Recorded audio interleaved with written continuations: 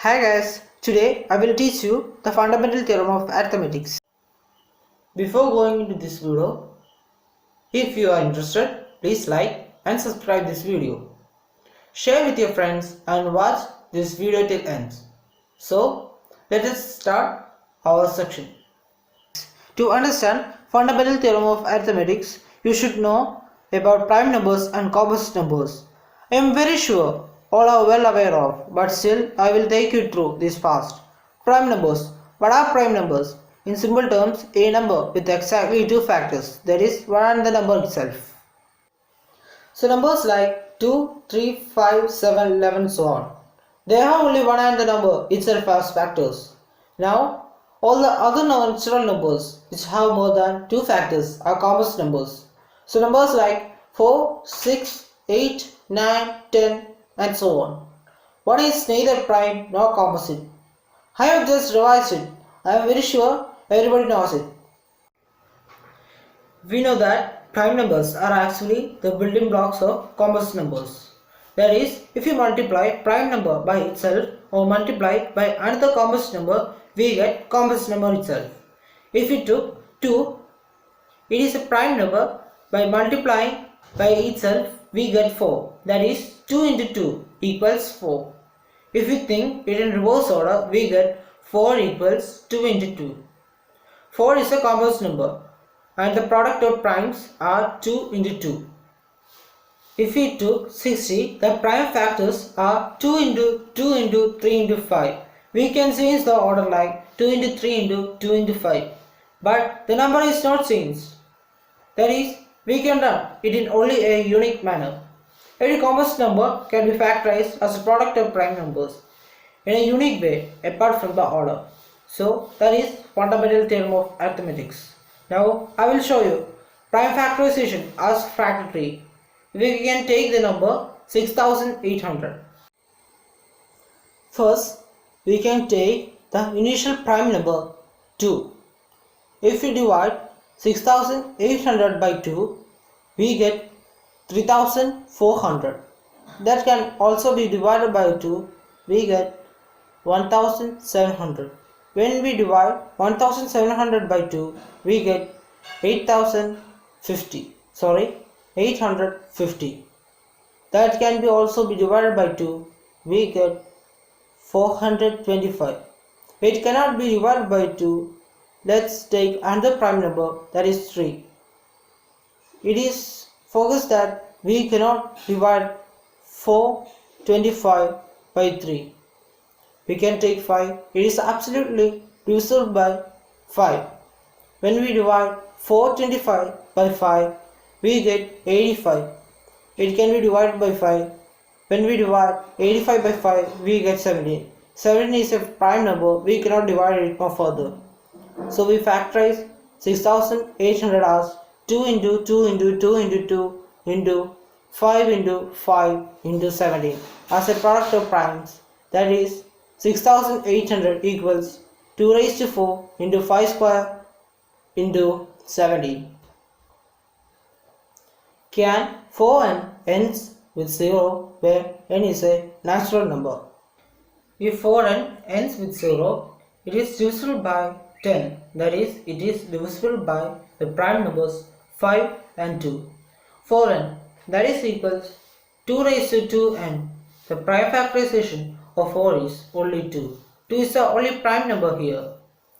If it needed to end with 0, it should have the prime numbers 5 and 2. Without that, we can't get 10 or 2 and 5 together. We can do another good question. Find the HCF and the LCM of 9 and 30 by the method of prime factorization. Now we can do prime factorization 9 and 30. 9 equals 3 square. 30 equals 3 raised to 1 into 5 raised to 1 into 2 raised to 1. HCF, highest common factor, is a product of smallest powers of each common prime factors of the number. 3 square and 3 raised to 1. Smallest prime, 3 square and 3 raised to 1. smallest power is 3 raised to 1. HCF equals 3 raised to 1. Now we can examine LCM. 9 equals 3 square, 30 equals 3 raised to 1 into 5 raised to 1 into 2 raised to 1. LCM, that is least common multiple. LCM is product of greatest powers of each prime factor involved on the number. 3 square and 3 raised to 1. Here the greatest power is 3 square. And 5 raised to 1 is the greatest power because there is no 5 square here. 2 raised to 1 is the greatest power because there is no 2 square here. So the LCM is 3 square into 5 raised to 1 into 2 raised to 1. That is equals 19. So we get HCF equals 3 and the LCM equals 19. From this example, we get an interesting result. HCF of 9 and 30 into LCM of 9 and 30 equals product of two numbers, that is 9 into 30. In fact, we use it with any positive integers a and b, that is HCF a and b into LCM a and b equals a into b, product of two numbers. HCF into LCM equals product of two numbers. It can be also used to find LCM if product of two numbers and HCF is given. Irrational numbers. Irrational numbers are the numbers that cannot be expressed as p by q form where p and q are integers and q not equal to 0. We will prove root 2 as irrational number. To prove root 2 as irrational, we need to know one important theorem which is actually based on fundamental theorem of arithmetic. Theorem. Let's p be a prime number.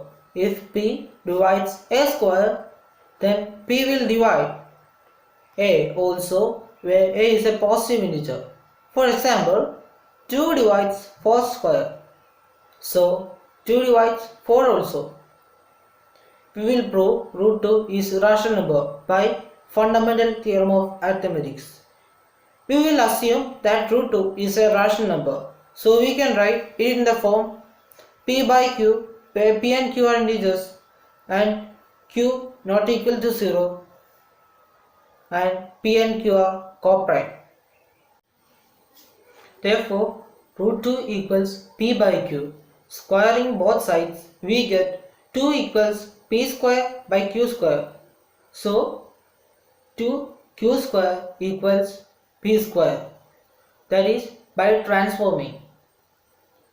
Therefore 2 divides p square. Now by the theorem 2 also divides p. Let p equals 2k where k is an integer. If we substitute it back, we get 2q square equals 4k square, implies b square equals q square equals 2k square. We get 2 divides q square, it turns 2 divides q by the theorem we had learned. Therefore, p and q have 2 as a common factor other than 1 and p and q. At first, we assume that p and q are coprime. We get a contradiction.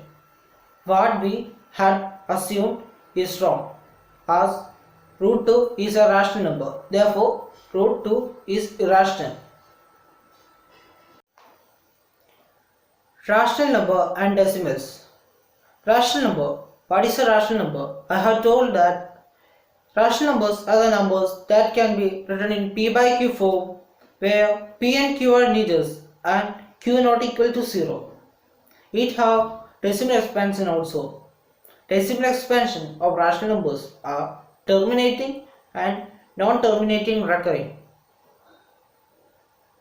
Consider rational number 0.375. That is a terminating rational number. Now we can write it as P by Q form. We have learned it in class 9. Yeah. 0.375 equals 375 by 1000 implies 3 into 125 by 10 cube, that is equals 3 into 5 cube by 2 cube into 5 cube. We can cancel 5 cube by 5 cube. Therefore we get 3 by 2 cube. Here is a format. In a real number which has a decimal expansion that terminate can be expressed as a rational number where denominator is a power of 10. Prime factor of 10 are 2 and 5. If x is a rational number whose decimal expansion terminate, then x can be written in the form p by q, and the prime factorization of q will be in the form 2n into 5m, where n and m are non-negative integers.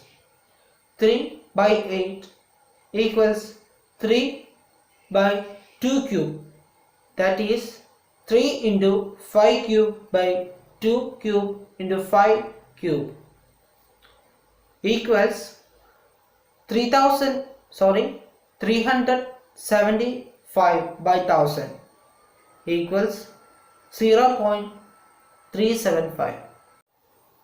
I hope you found this video useful, and remember to like, comment, share and subscribe to my channel. If you have any doubt related to this section, please type it on comment box. Thank you.